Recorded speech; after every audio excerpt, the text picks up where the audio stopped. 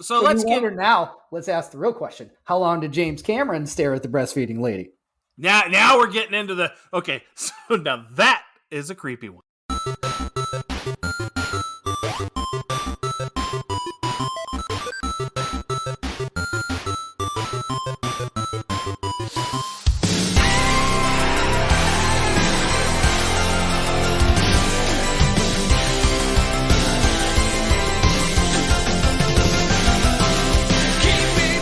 Do you love the movies? Do you miss going to the video store, acid wash jeans, and MTV with music?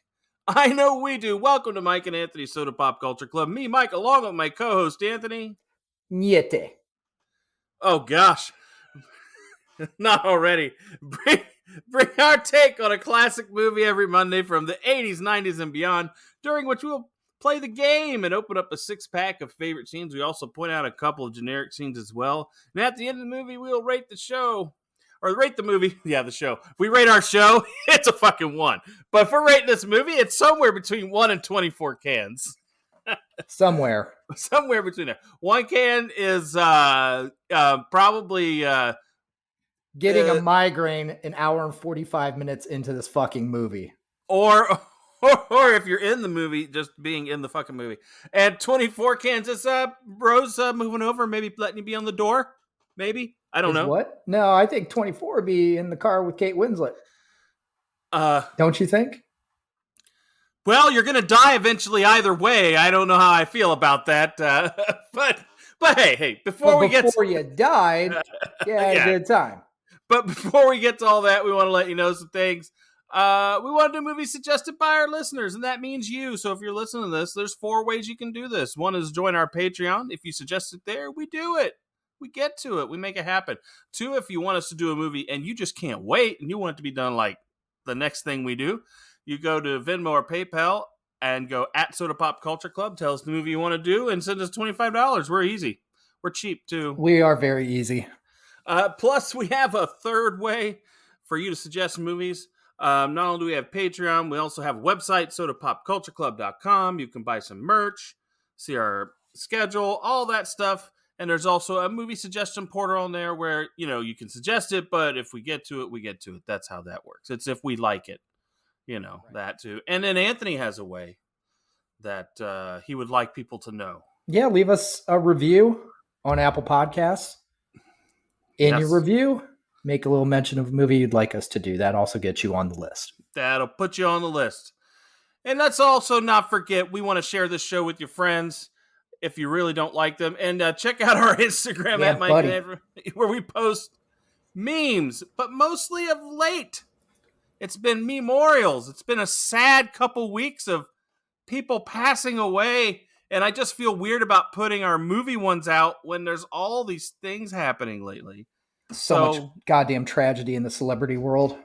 I will say that. And I just want to say, if for a mental health thing, if you feel blue, if you feel low, if we aren't helping you get better, find someone who will and get called. Call someone. Don't sit in your own thoughts and don't think of how much you want it and think about how much you want to just get better and find someone. There's your PSA. If you're feeling down and blue, do not fucking listen to us because that ain't going to help.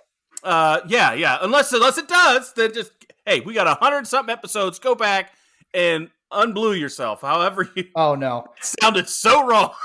Yeah, unblue yourself. During my PSA, I use the word unblue. Get the blue out of the balls. Yes. Okay, Anthony, that's it. I'm done with this intro. But PSA, is it 988 you can dial now, they say? If you need help and you're thinking of ending your own life, call 988. 988. We don't need any more of that. Okay. You got deep. Sorry. You got deeper than the Titanic. Well, it's because of our damn memorials. The last one I posted was of a dancer. I don't know if you saw it. His name is Twitch. And he was on a show called So You Think You Can Dance, like the 2nd season. And ever since then, I watched the guy and followed his career. He's a great dude. But you just don't know, even if a person's a great dude and lights up a room, you really don't know. Because the still waters, as they say, they run deep, right? Like a guy like that looks all good on the outside, but you never know what really is going on in someone's life. You just don't know. Exactly. So, yes. Every time we finish an episode, I hide the knives. All right. So, Take it. is there anything you want to say before I run this damn trailer? Yeah. It's really random too. Well, okay. Nothing to do with it. But I just finished the other day the 3-part documentary on Hulu on Von Dutch. Oh, I saw that you had posted on that. That was interesting. Or Von Douche, as someone said on your comments. Von Douche. Is it? I no, so I don't know if I should watch that. I don't. You should actually. It's interesting. Okay. I'll give you a spoiler though. It's not really a spoiler if you knew about it. The funniest thing to me about it is at the very end you find out, kind of what's happened to people. The guy that they brought on as the main designer, left to start Ed Hardy. Well, that makes so much sense. And that's amazing. And it makes you wonder, is somewhere in there the guy who created Affliction? Like he's got yes. Yeah, they all have to be the same. This vein. Is just my God. Like, yeah, well, maybe we should be designing clothing. It seems like it's easy. We should be. I was actually thinking about that, and I think we really should get more into that because the podcast fucking sucks. But we got a brand. But we got a brand. All right, are you ready for that trailer? Then this could be our VH1 Behind the Clothing episode. Behind the clothing. All right, here you go. Let's go.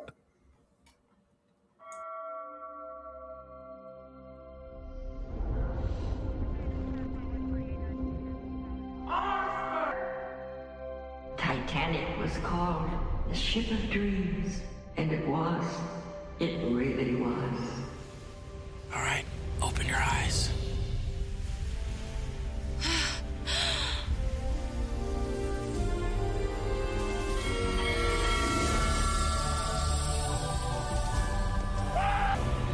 We go full ahead! Put your backs into it! Got everything I need right here with me. I figure life's a gift, and I don't intend on wasting it. You never know what hand you're gonna get dealt next. You learn to take life as it comes at you. When the ship docks, I'm getting off with you.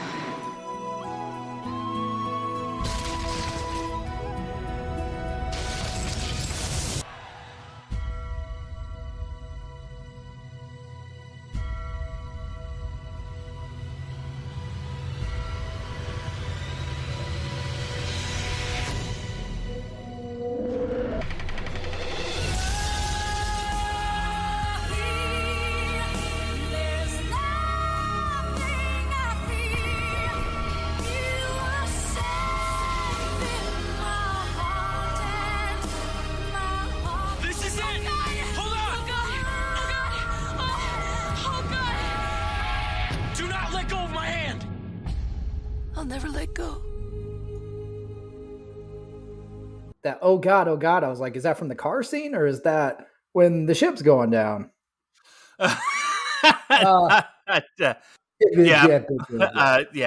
You're on crack. But before we get to the game, which is what we're going to do next, I do want to say once again, like I said, we were talking about the memorials, right? I haven't done a memorial because this person's not dead, but Celine Dion's career is pretty much dead, isn't it? After what we found out about her, she has something where she can't, stiff or something. I don't know. And it's really sad. So, it's kind of sad to hear that music. It's sad. I you know what? She's done well for herself. She has. But have I ever told you that she's my ex-wife? And that the story behind that? Have I ever told you how she's Celine Dion is your ex-wife? Yes. I've never told you the story. See, I wasn't going to tell this, but then I thought, this is a good one. Okay. This is a good one. This is many moons ago. This is probably, actually, even before Titanic, sadly. Okay. She's pretty big even before that. She probably was part of the reason this movie did well. I'll get to that. But when I was a young man, I was sleeping so deep, and I had one of those dreams that was extremely real. You know what I'm talking about? The ones where everything is just so realistic. And in the dream, I married Celine Dion. Okay. And when we got done with our wedding and everything, and we were going to go on our honeymoon, she said she had to take a separate plane because she's a very busy person. She had to go do something first and was going to meet me where I was going. Right? Okay. So she gets on this plane and goes off. And I get on my plane, and a lot of her family and friends are on that plane, probably flying to wherever they're going. And while I'm in the air with them, they go, hey, before we get to our layover, wherever that's at, I forget where. But they're like, hey, she's not really going to do a thing. She actually has another person on the side. And my heart gets broken at that moment, right? Like, I'm like, no, they can't. Why would they tell me this? This sucks. So as soon as I land at this layover, I fly to where she's supposed to be to do this thing. And I'm outside in the snow and the cold looking through a glass at a restaurant with her with another man. And I am weeping. I am fucking weeping, crying my heart out. And I wake up with all of these fucking tears in real life. And my wife wondered, what the fuck is wrong with me? I had tears. I had feelings. So I'm weeping, and that sucks. I felt all the emotions of being married and being cheated on. And my wife sees me there with all these emotions, and she wonders what the fuck is wrong with me. Because I just woke up that way. And when I told her, I got laughed at a little bit. And now, if we hear Celine Dion or talk about her, if she says she's my ex-wife, you know why.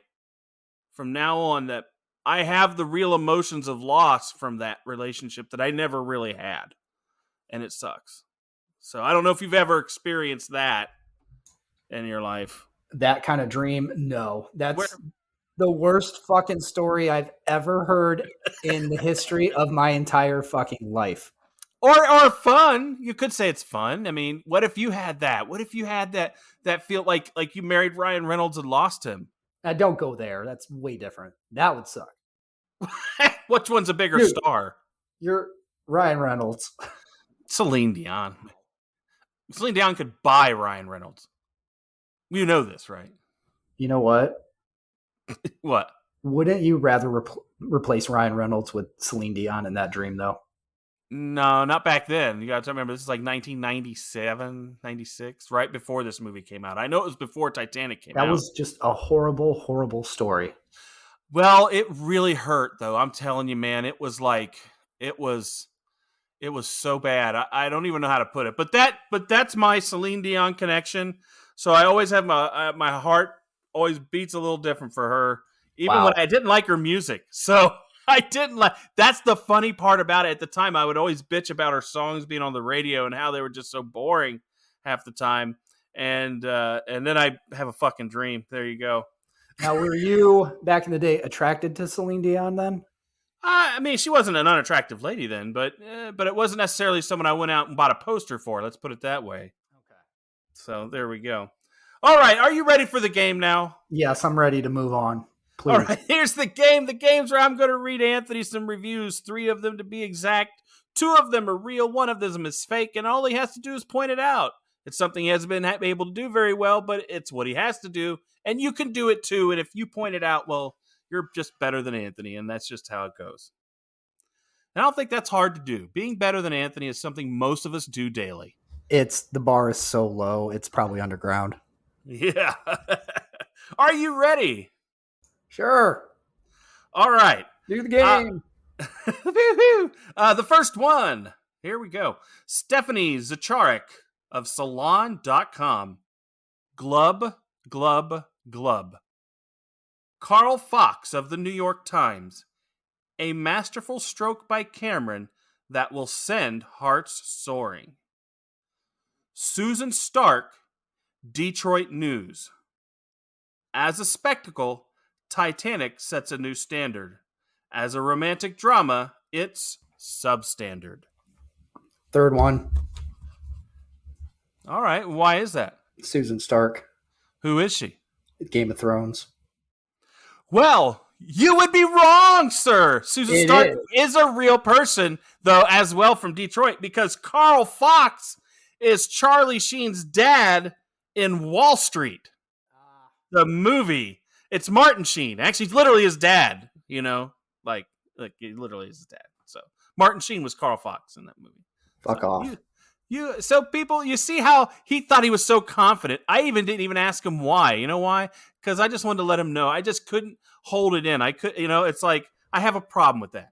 All right, I'm wrong. Just like always. Now, breakdown by the numbers. Directed by James Cameron and starring Kate Winslet, Leonardo DiCaprio, Billy Zane, Kathy Bates, Bill Paxton, Gloria Stewart, and Victor Garber as Captain Thomas Andrews. If you don't know. Got me with that. Tried to get me with that one before, bitch. Titanic was released on December 19th, 1997, taking in $2.202 billion with a B at the box office against a $200 million budget. It scores 7.9 out of 10 on IMDb and 87% on Rotten Tomatoes. Now, I just want to say that 2.2 billion, I think that's between both releases of the 3D and the original. I don't think it did not make 2.2 billion on its original run. Yeah, not on the original, and then it also was re-released. Yeah. Several years back. Now, that's a great memory of mine. The re-release, because I saw it in the theaters originally. I think I saw it twice because I feel like it was the second time I went to see it. I literally was getting a migraine like a little over an hour into it. Like I was getting a fucking headache. So this was like several years back when they did the re-release in theaters. So my wife and I and my sister and her boyfriend went to see it, which was awesome because we snuck booze into it. We got fucking hammered. So my wife and my sister snuck wine in. Nice. And then I think me and my friend me and Tom were having, pretty sure vanilla vodka mixed with like a big gulp of Coke. Is that is that the Titanic drink? I don't literally know. By, the end of this 3-hour fucking epic, sloshed. A boozy vanilla Coke. It was. That's what that is. Yep. That is pretty awesome. But I got something for you. You talk about who starred in this movie. Do you want to know who almost starred in this movie? And I think I would be more interested in this. I wouldn't. Personally. Gwyneth Paltrow and Matthew McConaughey were almost Jack and Rose, maybe. Cameron wouldn't confirm, but based on the quote he had, it seemed it was what happened. So he said he wouldn't confirm or deny, but he says some people maybe should have taken an opportunity instead of thinking it wasn't for them. Or like they said something like, I don't think this is a big enough project or something at the time. But, I think that would have been interesting to see. I don't at all. Do you want to see Gwyneth Paltrow posing naked for a picture? Because I sure as hell don't. Why not? Back then. She is not. I am not. This goes back to the Celine Dion thing, okay? I'm sorry. I have never found Gwyneth Paltrow to be attractive. There are some people, and this is just me personally. I'm sorry. I don't think she's attractive. Mm-hmm. I don't think Rihanna is attractive. Wow. I don't get it. I'm sorry. I'm not saying she's ugly. I'm like, I don't think she's like this super hot person everybody thinks she is. I get it. I mean, we all have our thing. Giselle is not attractive either. I'm sorry. But what the fuck? What, Tom Brady's ex-wife? Yeah. Okay. I do not find her hot either. I get it. I mean, I understand. I mean, I get it. I mean, I understand why you wouldn't. I mean, let me tell you. It's all subjective, right? Like, look, Giselle, Rihanna, Gwyneth Paltrow. Don't want to see none of them in Titanic. I think I know why, though. I don't think, and it goes back to what Anthony likes the most, and I don't think he's seen their feet. And I think he would really be attracted to them if he saw some of their feet were attractive. Like, I think maybe that would sway his opinions. I think. Why are you projecting your foot fetish onto me? I don't have one. I don't. Liar. But that's who almost is in this. Oh my god! I think it'd have been a much more interesting movie. Makes you horny. Matthew McConaughey was Jack. I'm just gonna say that right now. I don't think so. I think it works. No. I think it works. No. Could you see him playing the poker scene a lot better? Come on. All right, boys. Here we are. And I could just see him doing his thing and making that. You would still have right ahead. All right, baby. Iceberg right ahead, baby. You know what I like about sinking ships? I don't know what he would say, but he'd say it. All right, so let's get to this movie. And I want to say this right now. I'm going to break this up into two movies, really. Because I feel there are two movies in here. There's at least two movies in here. Because you got two VHS tapes when it came out. Yeah. The first movie is the love story. The second movie is the tragedy movie, like the Towering Inferno or some shit like that. Right there. Yeah. When they spot the iceberg, that's when you had to put in the second tape.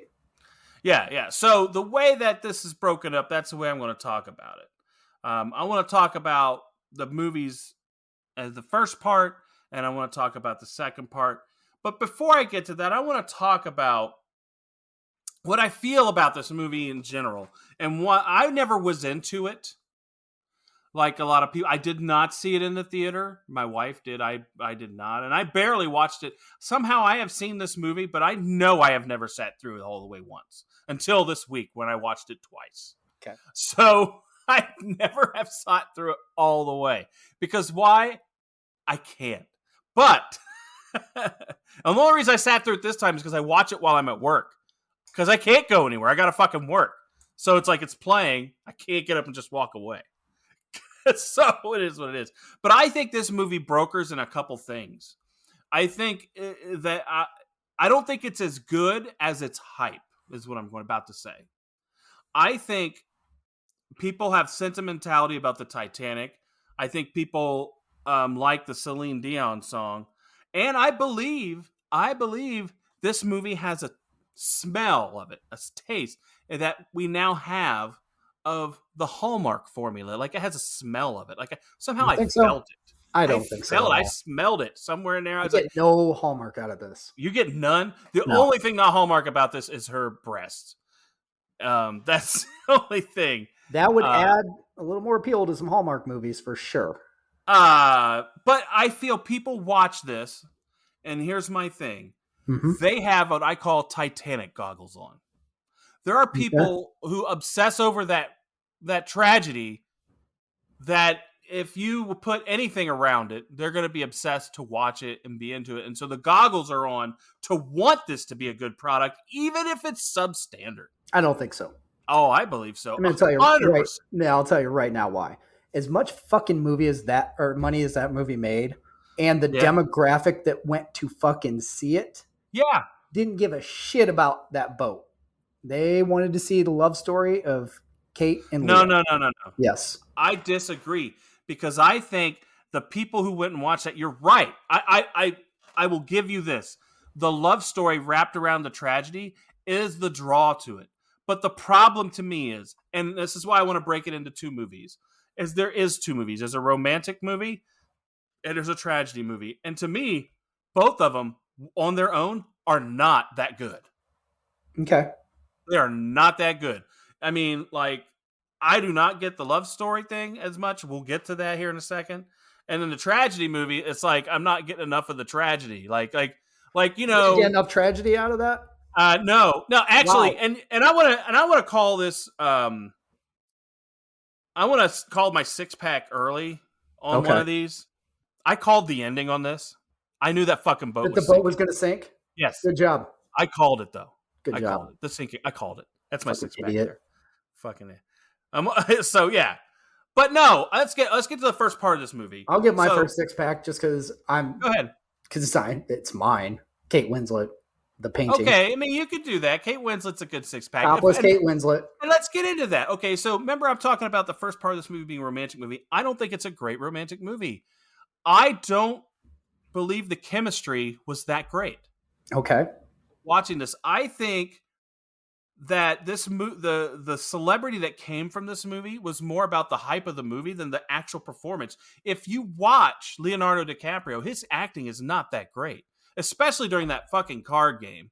That was shitty acting. And he had one of my generics. I just want to say it right now. The accents, Fabrizio. Come on, I want to talk like an Italian. That guy was so fucking fake. I just So Leonardo DiCaprio was not a good actor in Titanic, is your point here. 100%. He was not great performance. Winslet was way better. Winslet was probably the best performance in this movie. I feel, look, here's what I want to say. They're all characters, right? And I get that. But they're all caricatures of those characters. So, like Fabrizio and his accent is a caricature of that character. I believe Jack is a caricature of his character. Okay. I believe Hockley, is that his name Hockley? Hockley, the Billy Zane character. He's an over-exaggerated caricature of what that guy is.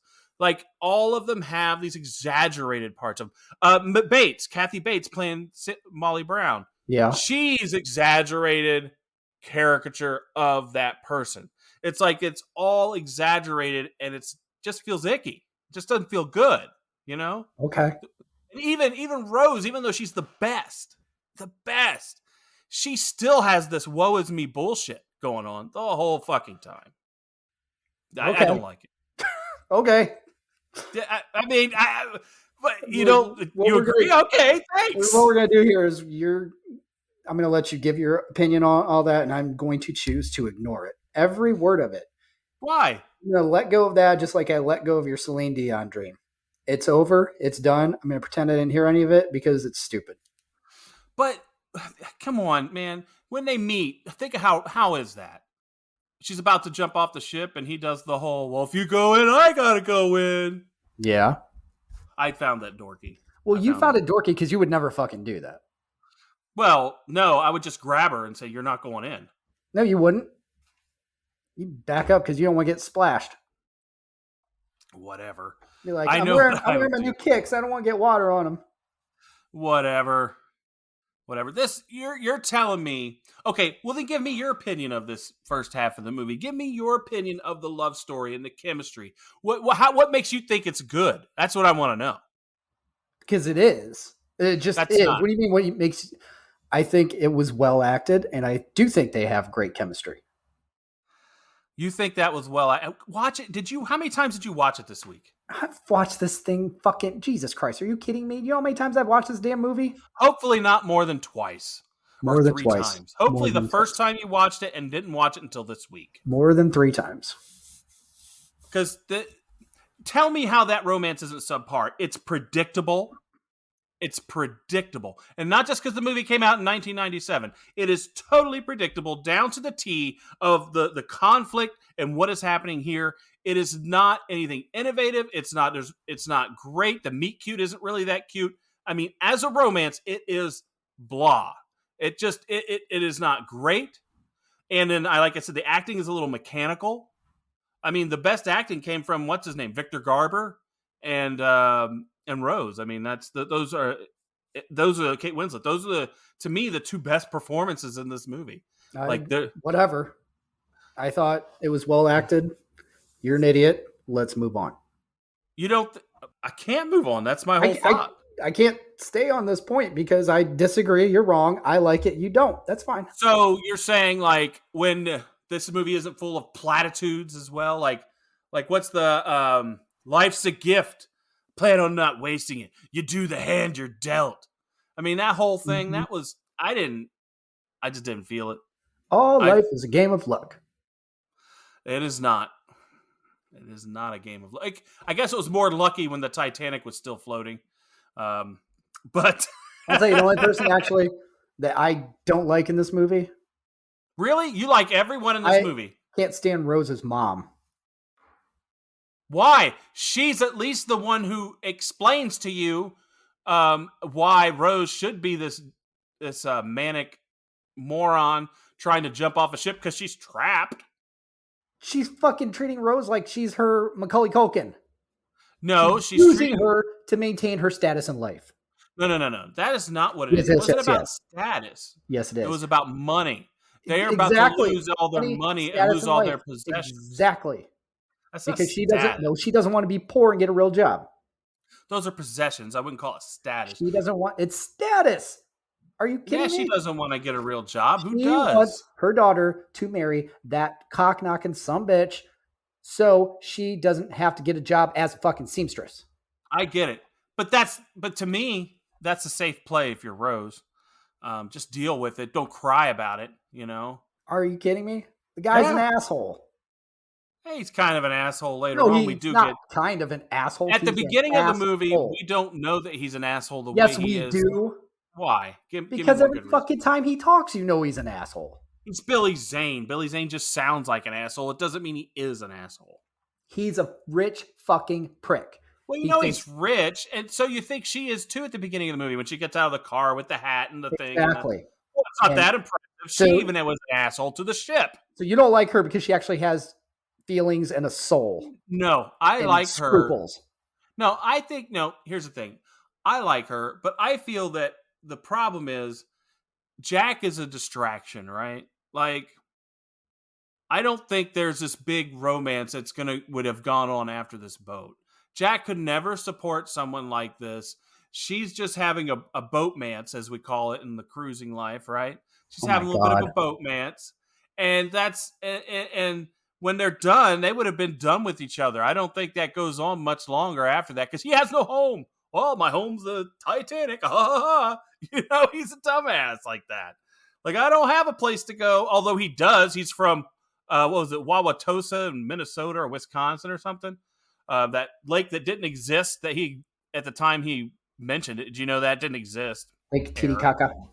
Wauwatosa, I believe it's called. But my point is, it's like they wouldn't last. Chippewa They're Falls. nothing, and that's why I just don't believe the romance. Like I believe she would want her picture drawn. That would have been an erotic thing back then. I believe she wanted to have hot car sex. I believe that. But I don't believe the connection just didn't feel like I didn't feel like you know, All right. like I I'm just going to didn't feel it. explain something to you right now. That You know how much I love rom-coms. Listen, no, you stop right now. I'm going to debunk everything you just fucking said Yeah. with one simple fucking thing. If you want to talk about how you don't believe she would have fucking left with Jack and she would have fucking stayed in that situation, at the end of the goddamn movie, she's 137 fucking years old and she still has the goddamn heart of the ocean and never fucking sold it. She could have retired, had her children's children retire if she had taken that thing to a pawn shop, let alone gotten a decent value out of it in an auction. That's a generic in general. Don't even tell me she throws that thing in the fucking ocean. I know that. Yes, I get that. Okay, so let's not even go there. And that's one thing I wanted to call about this. I haven't. You know what? We've been talking so much about Rose and them that we forget that this movie really doesn't take place on the Titanic. You know, the other thing. Sorry, she's narrating a story. Not the fact that she could have fucking taken care of several generations of her family. She's also going to let that fucking boat keep going out and going out and going out searching for this thing. And still probably never find it. Yeah. I find it hard to believe that she kept it all those years because here's why. Since we're going to talk about that, what does that fucking diamond have to do with Jack? What do you mean? What does it have to do with Jack? What does the heart of the ocean diamond have to do with Jack himself? Not a fucking damn thing. The only thing it means to him was the framing that they were trying to use it to put him in cuffs. It was actually a negative thing for their relationship. It was a thing dividing them. Why would she have kept it? It makes no fucking sense. Nope. Hold on. I would say there's two ways you can look at that, and it's one or the other or both. Number one, it's all she's got left from the whole experience. Number she has two, her memories. I think keeping it, the main thing it also did is keep asshole from getting it. So he already got his insurance claim from it. Nobody knows that it's there, that it exists. It keeps, so he has no way to find her because if word gets out, it's like winning the lottery. If word gets out, whatever, doesn't matter. Are knocking on your door. But throwing it back in the ocean like it's some relic of their relationship. It is not. It's a relic of how a relationship was trying to be destroyed. That's why it makes no fucking sense to me how special that thing is to her. It means nothing. It should have just sat in her drawer at home. Or she should just gave it to Bill Paxton and said, yeah, fuck Hockley. I'm glad you have it now. Could have done that. That to me makes more sense. And I just want to say before I go on you know what? I think she should have given it to him because that's the least she can do since he found her picture. And her mirror and all that stuff. And her mirror, yes. Her dilapidated grooming items. My generic, I just wanted to call it early in this movie was Bill Paxton. Any movie he's in, I kind of don't like. Are you serious? He's very bit part. And he is bit part in this, but I just don't like his attitude half the time. Oh, love Bill Paxton. I know you do. Loved. Rest in peace. Yeah, he is dead. But yeah, so that's one part of this romance I don't get. That's one more thing. I could do without the hoop earring though. Yeah, well, and the weird hair. He tried to look cool. He had tried to get that rock star treasure hunter look going. Didn't work. You definitely count that as a generic. I mean, he was a reality TV star look before it was a thing. I think on that, I'll give him that, ahead of his time. But but this whole romance, this first part of the movie, that's why I'm just not a fan of it. I don't know how to put it. I mean, I do have a 6-pack in there. I do like the party scene. I find that fun in the sense that I kind of like to see how much fun. Well, and this goes to part of my reasons I don't like this movie, but I like to see how much fun the poor people are going. But see, that's the thing about this movie. People don't identify with the rich characters like they do the poorer characters. The people who put $2.2 billion in the box office are people going because they identify with the over-characterized, unsinkable Molly Brown, played by Kathy Bates, right? They like that. They like Jack because he's the poor guy punching his way up. And they like the party. Oh, they have the most fun because they know how to drink and dance. Exactly. Not like those stodgy brandy and sherry swillers up there, you know? So that to me, while I like it as a 6-pack, I also hate the fact that that's what they play to is your base sensibilities so that you like it because of that. What do you want them to do? I don't know. Make it more organic. It feels too forced. It's like you're forcing me into the situation because you know I'm going to identify with it more instead of trying to push my comfort or boundaries on that.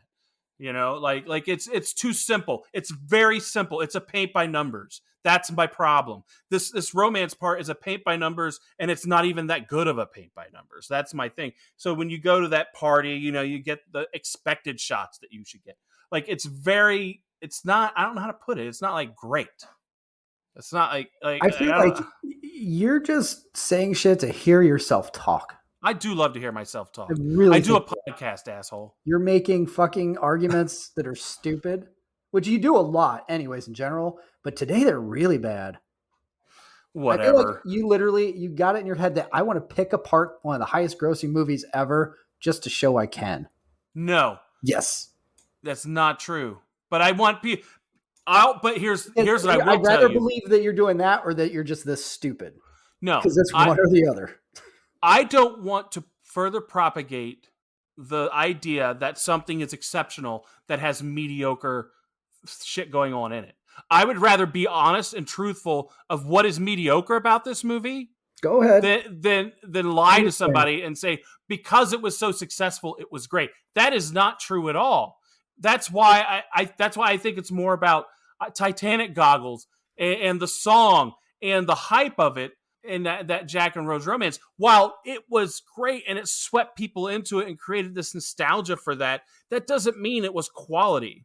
I mean, think about it this way. Here's the thing. You got to understand, okay? There have been plenty of movies that have been hyped to the max, big fucking budgets, and the audience is like, no, this fucking sucks. And you know what? It's usually because it does suck. Yes. This is not one of those films.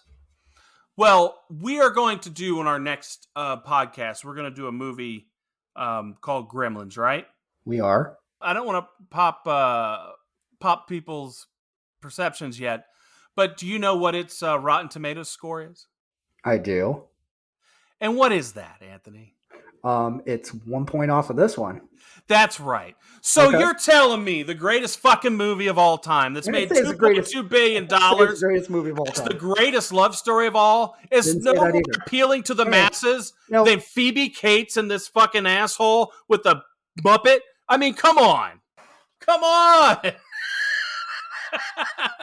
That's my point. It is is stupid. If this were that good, if it were that great, the people would look at it and have a 99% or 100% on Rotten Tomatoes. It is not as good as its revenue, and the performances are not as good as we remember. We just want to remember. We want to have the nostalgia. We want to have the goggles. We want to love it because it was so big and it had such a romance wrapped around a tragedy. I think it's more of what we want than what was really there. And I'd rather be honest with people and say, what really was there is this. I understand if you feel it and you connect to it, but just remember when you watch the next time, look how mechanical the acting was. Look how this line was delivered. Like it looked like he just read it off of the page and then recited it. Or, just, it didn't feel natural. It didn't feel good. That's what I'm trying to say. I'm talking down to the performance. I'm not going just like, just a dog on it. I mean, I really watched this thing, like I said, twice. I watched it way more than that, and I disagree. In this week, I'm talking within the last 3 days. I disagree.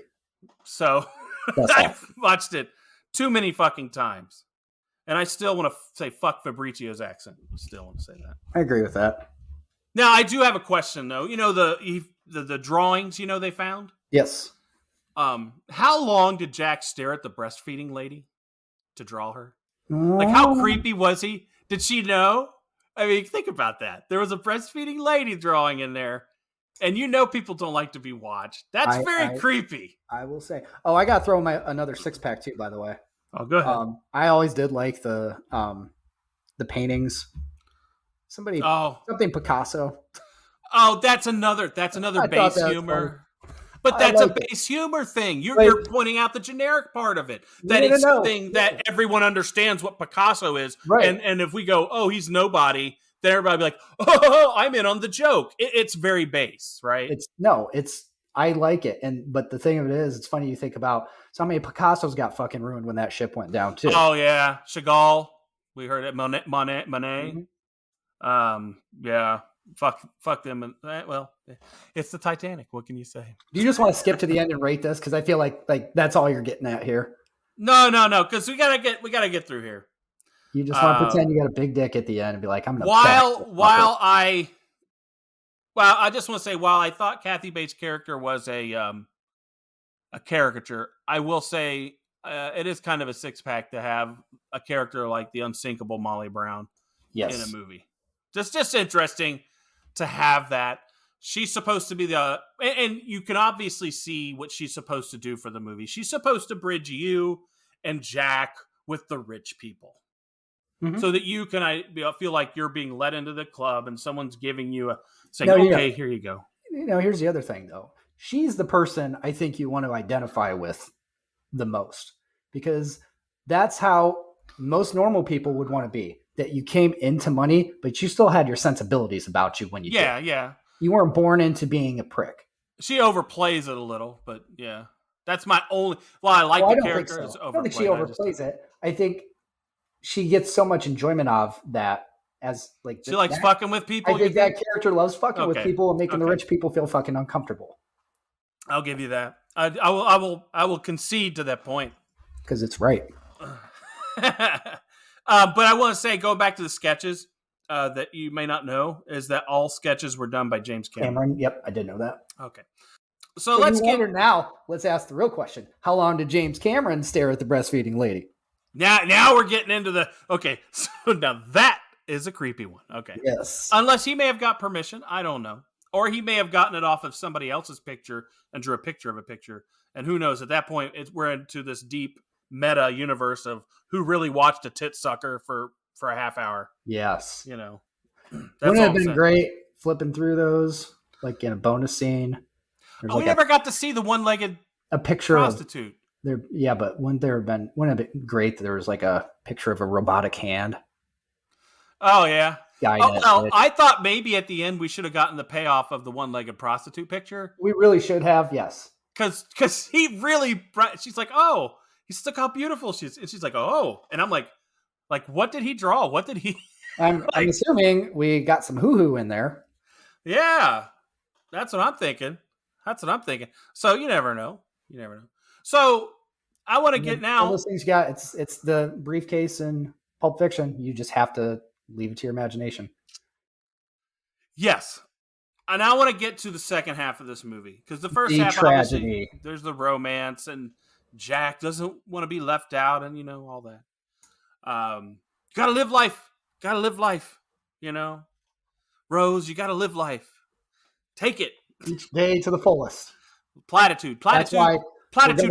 Platitude, Rose. I gotta draw you naked. We gotta go have sex in the car. We gotta go get in people's faces, which generic, obviously, the spitting scene. Let's get that out of the way. You knew that. I know it is. Oh, okay. I knew you would say that. Oh, yes. Gross.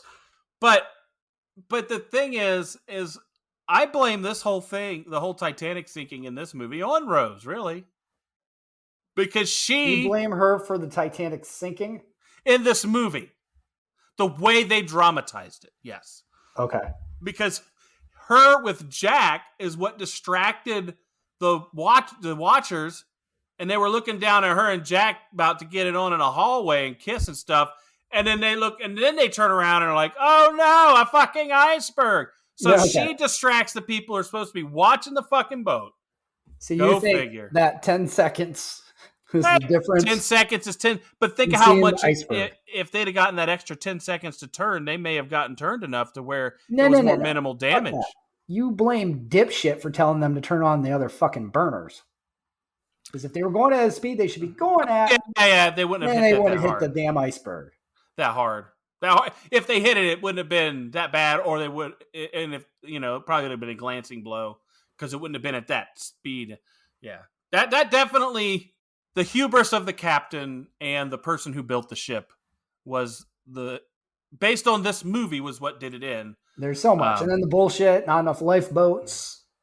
That was something, that was aesthetics. that was for aesthetics. Yeah, I mean, but the dude wanted to put him there, and she saw it. That dumb lady, because women don't know shit back then, And let's be honest too. You know what? The surprising thing is that they even fucking sounded alarms for the lower level. Yeah, be like, "Hey, first and second class, get on the boats." Well, it was more women and children, but they didn't let the women and children of the third class get in. Yeah, that was the problem. They let the women and children of the first and second class in first, and that kind of sucks. That's like, how do you value a life that way? I don't understand. You know what? I think we still have that same issue today. So whatever. Yeah, well, you're right. We do. We do. I mean, when you think about it, we really do. I mean, even during COVID, I'm sure we could find instances where wealthy people had opportunities to stay healthier and better, obviously just because they have money. And we still had to send our third class out to do all those jobs to keep supply chains running and things like that. So when you look at it that way, yeah, you're right. I mean, even a tragedy today can be a microcosm. Titanic can be a microcosm of how that works. So yeah, but as a tragedy movie, felt myself wanting more in the second half, because the best parts of it were they were running around trying to find a way to get up and out and get onto a boat or to keep from sinking and drowning. To me, that was like the best parts of this. And the parts that got in the way was the very, like I said, didn't enjoy the romance angle as much. I know you didn't. So that got in the way with Hockley, trying to buy his way onto a boat and still having a guy chase them down, even though shit's going down. Like, it seems to me that in that scenario, that wouldn't have, some of those things wouldn't have happened. Just some of that shit with Hockley, like at the end where he's still trying to fuck him over, all that shit. I feel that when the shit hit the fan to the point where people's lives were at stake, I don't feel that those things would have mattered as much as getting off the boat or ship or whatever you want to call it and being safe. Like, I feel that it went a little too long with that. But so that's why I wanted more of the getting stuck inside the ship and trying to get out, like Towering Inferno type shit. That would have been a better movie. But Hockley knows this is his chance. He can kill him, get his revenge. The body's going to be drowned anyway.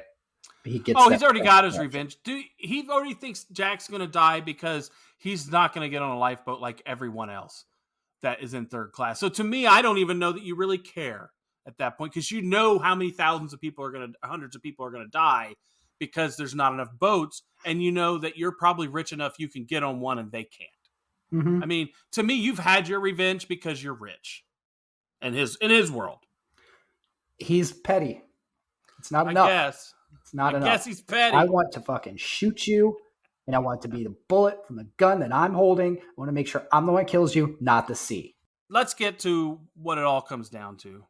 And, we didn't talk about some of the famous scenes. I want to get into that.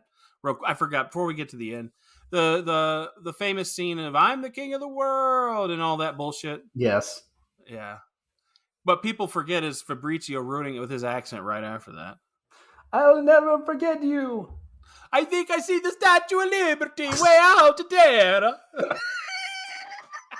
He says that. It's a really small. Oh, rest in peace. Did he die? I think he died. I'm assuming he did. Yeah, Fabrizio. Yes, he did. That's why this movie can't be as good as it is. People think it is. Just that character alone. You were happy he died. You hated his fucking accent so much you wanted him to die. Yeah. Well, that guy's been in other movies and he never had that accent ever. So I forget who it is, He never had that accent. The guy who played Fabrizio, who was that guy? He's been in some movies we like, I thought. He did not have that accent. That was not an accent.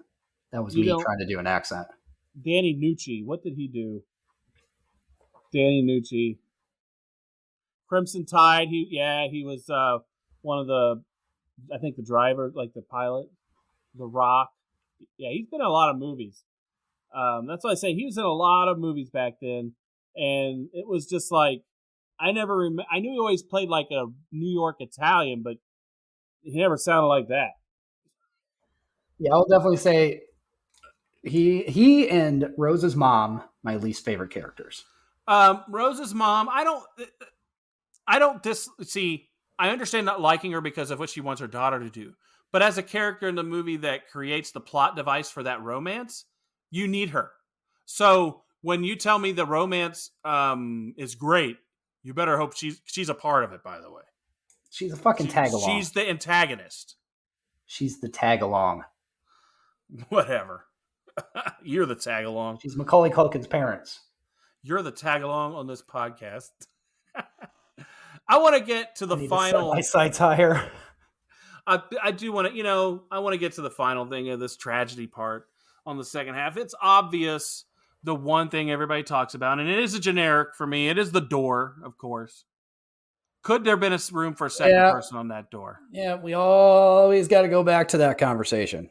And if they were, and then later on, she gets off the door like an idiot and goes over to find that whistle on that guy. But there's other shit floating out there. Why couldn't Jack have found another piece of shit to float on? Let me tell you, the dead child in the water. Yeah. Fuck. Horrible. You know what? But that's what. See, but that doesn't make the movie good. I'm not saying. I didn't say that made the movie good. I said it's horrible. But that's one of those little things that people look at, and be like, "Oh my gosh, they did that so well." I mean, the CGI doesn't even hold up as well now. But it's not whatever. The door, fuck Rose. Yeah, he did in the car.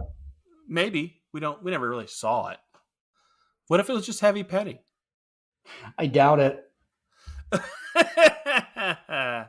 You think? You think it was just hand jobs? No, I don't. What I am glad they didn't do. You know what I'm glad they didn't do? Make a sequel that she got pregnant and it was Jack's baby, and then the sequel's about the kid. You're right about the Jack's baby thing, though. At the end of the movie, making if they really leaned into the shitty romance angle a little further, they would have put and then when I got back 9 months after the Titanic, I had my child, my first child. Like it could have done that, but they didn't. That she may have, but we don't know. I bet it was in there. I bet you dollars to fucking donuts someone pitched that idea and it was there, and it probably is on the cutting room floor somewhere. Hopefully. I mean, there's because they broker in all the basest parts of that romance angle that they have to do that one too. It would be very Hallmarky for one. Like I said, it has the smell of Hallmark to me. Some of the formula, the aw shucks romantic guy. I'm just a romantic guy who's sensitive and draws and likes to party. Whatever. Fuck him. Wow. Sorry. Believability is a thing for me, and I just don't. There's no believability in that character. Okay. It's all good. I think that's more of a desire than a reality. Like, somebody would desire to find that person. That's why they put it in the movie. They didn't put it in the movie because that's what they really would have gotten. A guy who plays cards and lives by the seat of his pants is probably a grifter, as Huxley would have called him, and a con man, and probably wouldn't be a true romantic as much as an opportunistic one who's just trying to get the money from the lady. You desire the sensitive man who's just living by the seat. He's the feather in Forrest Gump. He's just that blowing around in the wind. But that's not what he is. In reality, it's not what he would be. So. Okay.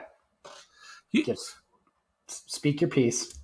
What? Do you have anything to say? You say nothing. All I'm saying, all I've said the whole time is I disagree with every fucking thing you're saying. But you don't tell me why. You don't tell me what makes it good. I do like it because I do enjoy the acting and I do enjoy the story. And what else do you want me to tell you? I don't know. Jesus. Like, you're just like... Break it down to me as to why that's an exceptional story. Where does it differ from any other story that made it special? The actors. You're just what made it flaming hemorrhoid today. You were like, you know what made it special? And I've told you this. It's the Titanic made it special. It's that it had a ticking time bomb. It's that it was on the Titanic and people had their Titanic goggles. The romance in itself, not special, not innovative, not new. We've seen it. It's been done. Right. There you go. It has been. But when you have it done right with two actors that you like and that you think have chemistry, which I do, you don't, fuck you, then that makes it good. All right. So. Fuck you want me to tell you? You know what? I appreciate you. I want to say I do have a fact here, a final fact. The boat sinks. But during the movie, the chef we see drinking from a flask next to Jack and Rose while the ship was sinking is based on a real person, by the way. Charles John Joffin, I think it is. I don't know how to pronounce the name. Joughin, Joffin, was an English-American chef, and he is notable for surviving in the freezing water for 2 hours. It's crazy. Which is a lot. He was the last survivor to leave the Titanic as he climbed on the safety rail on the outside of the ship and was just waiting to go down like on an elevator. He explained that he didn't feel the effects of the cold water as much, probably because of the consumed alcohol. See? So, people, public service message. This is why when you go on a cruise, you need to drink as much as you can. However, 99% of the time, people go overboard on accident because they're trying to do stupid drunk shit on the railing. Don't do that. So, therefore, you do heighten that risk. Yeah. Because there's only two ways you go over a ship. Drunken stunts or you want to go over it. So, there you go. Don't drink too much unless you really want to survive the cold water. You are all about PSAs today. I am all about PSAs. My PSA for this movie is, if you watch it, just remember it's two movies and see if you like both of them equally. That's all I can say about that. There you go. That's all I can say about that. That's all I can say. That was bad. That was a bad one. Well, I can't please everyone. Oh, I got my other 6-pack too, by the way. Oh, yeah, go ahead, man. Throw it out there. I got to give the other one, the whole, when she's telling the story. Oh, yeah, because we don't really talk about, we haven't talked about it. But no, the part where the drawing is taking place and they're like, did we do it? Like, that whole crew is like so fucking turned on right now. Oh, yeah. Which like, is weird when a 100-year-old lady sitting there talking to you. I'm telling you what, she can build a cliffhanger for sure with her storytelling. The whole narration part of it, and like I said, to me, a generic was the heart of the ocean, like we talked about earlier, where she throws it in the ocean, because I thought, man, what a meaningless gesture for an item that meant nothing to the guy you're throwing it for. Exactly. I thought that's one. Like, whatever. Like Goose's dog tags, I get that. I totally get that. This thing's worth $1 Brazilian. Yeah. You could fucking end world hunger with this, but you want to drop it in the water. I wonder if he had any more of Jack's drawings in there, because he had the whole thing. I just thought about, I feel like this episode probably jinxed me. Why? Because we have a fucking leaking pool upstairs. And we're doing Titanic. I blame you for this shit. You're going to be sinking some money into that pool. I blame you for this shit. We already fucking have. What are you talking about? So Jesus. So there it is. That's my thoughts mostly, because Anthony's thoughts are greatest movie ever. That's all I got. Never said that either. Never fucking said that. Well, whatever. Said that. I think you like it too much, though. All right, so you want to rate this thing up, or do you want me to rate it first? Well, first, do you want to do memorabilia? Oh, yeah. Fuck yeah. What do you want? Oh, what do I want? I mean, obviously the heart of the ocean would be the number one item for everyone. I want that or the door. I want the door. I was gonna say. Okay. Yeah, That or I want the the door. door. Yeah, door would be nice. I mean, I want the yeah. door. Or, you know what? I'll say Jack's sketchbook. No, you know what? Not Jack's sketchbook. Rose's picture. Well, it would be in there. I would So take that. I'd have all the pictures. I'd have the one-legged prostitute I never got to see. I'd have it That's- all. You know what? That would be a good one just to find out. Okay, did that drawing really exist? And I would display that. I would display that in the house. That would be awesome. That would be awesome. Are you wanting me to go first or you? Seriously, one-legged prostitute though. I mean, mad props. But there's playing. okay. There's playing hurt. There's playing injured, and then there's playing with one leg.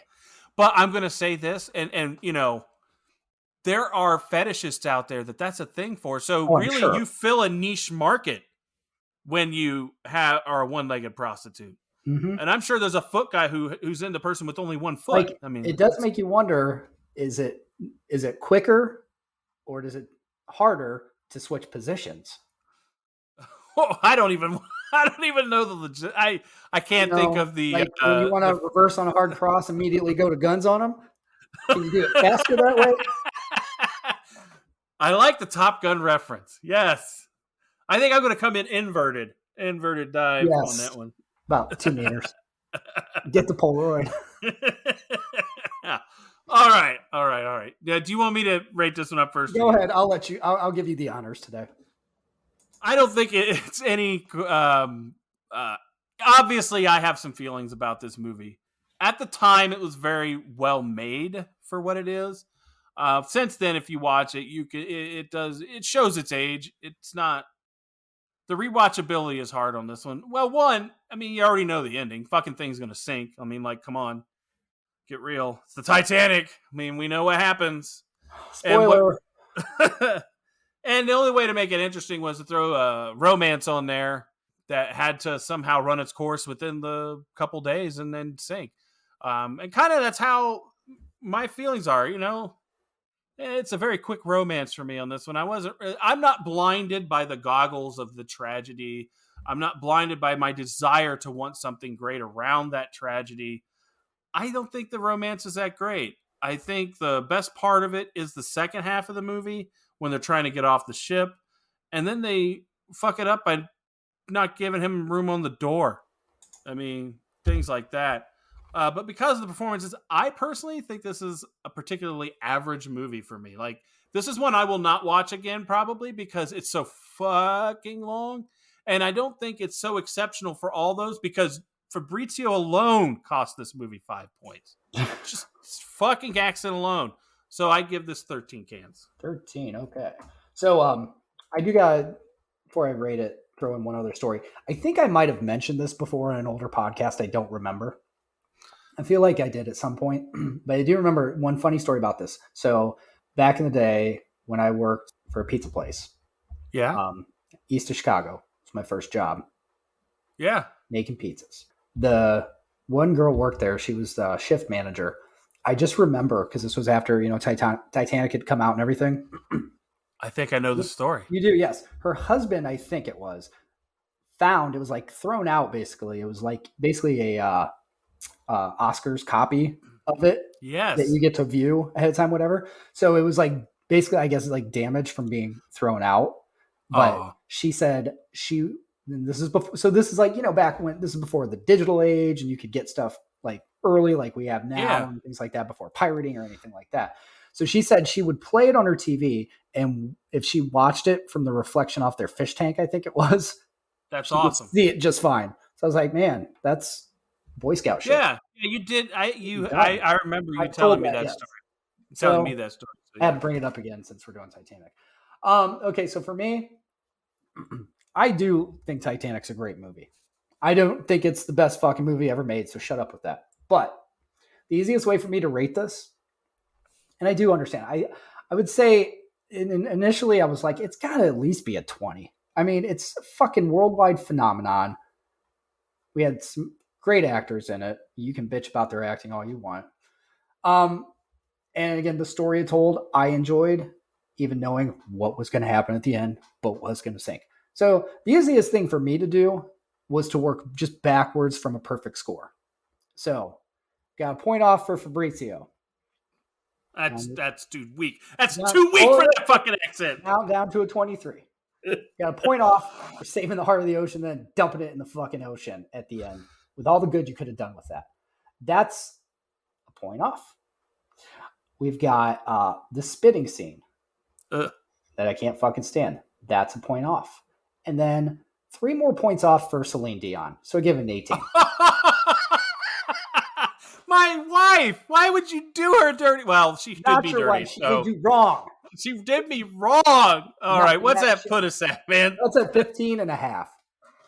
Oh, so what does that? What do we have that we would say we'd rather watch or watch just as much as Titanic? Let's see here. House Party is 15.25. I'd watch that before I'd watch Titanic again, actually. Yeah, totally.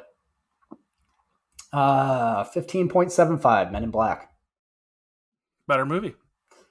We got anything else nearby there? 15.25, Matrix Reloaded. Ooh, I'd watch it before this, but it wouldn't be like comfortable. 15.75, Scream. I'd watch that before this. I'd probably give it a lower score. 15 and a half, Matching, Tin Cup. Ooh, yeah, Tin Cup's has some good parts in it. Now see, 15 and a half, same score. I went 17, you went 14 on Tin Cup. Yeah, a little better than this. And let's just fucking, because we have to, 15.25, Furious 7. I gave that a much higher score. 19 and a half, you gave Furious 7. That's a way better movie than this. I mean, tell me which one you'd rather watch right now. If we said, we got to watch a movie and it's either Furious 7 or Titanic. I'd literally probably have to flip a coin. 15 and a half, Working Girl. Let that river run. Boom. Yeah. 15 and a half, The Strangers. That's a better movie to me. I like it better. Isn't that sad how many movies I think are better? Well, we haven't got anywhere. Here we go. 15 and a half, Grease 2. I love Grease 2. Who doesn't? That gave Brett probably a 19 or 18 or something. Grease 2, you gave it 17. I gave it 14. We both, I mean, overall, it's a better movie. I think we love that movie higher than we rated it, I will say. I'll give you that. Maybe I did. But Michelle Pfeiffer's so hot. Okay, so let me get it. I'm such a dumbass. All right. No. I'd much rather you go into Michelle Pfeiffer so hot other than I was Celine Dion's ex-husband. I wish I'd had that dream with Michelle Pfeiffer back then, but I did not, sadly. You were definitely washing the sheets the next morning if you did. We would like to thank you for listening. We also remind you to join our Patreon so you can get some of that bonus content and other fun stuff. Remember, you can go to sodapopcultureclub.com for all things related to the show, including your chance to make movie suggestions. And our episode schedule is there as well. We're also on Instagram, Twitter, Twitch, YouTube, you name it. We do it usually. Well, not as much as we should. Anthony does not socialize media very well. I'm not social. I would have to say you are the worst at social media that I've ever met. I'm not a social butterfly. I'm a goddamn caterpillar. Under 50. Caterpillar. You're a caterpillar? I'm not a social butterfly. You're just, let's get you into your cocoon. Let's get your chrysalis completed. So, is there anything else you want to say? Or are we done with this? I think that's it. Appreciate you guys listening. Happy Monday.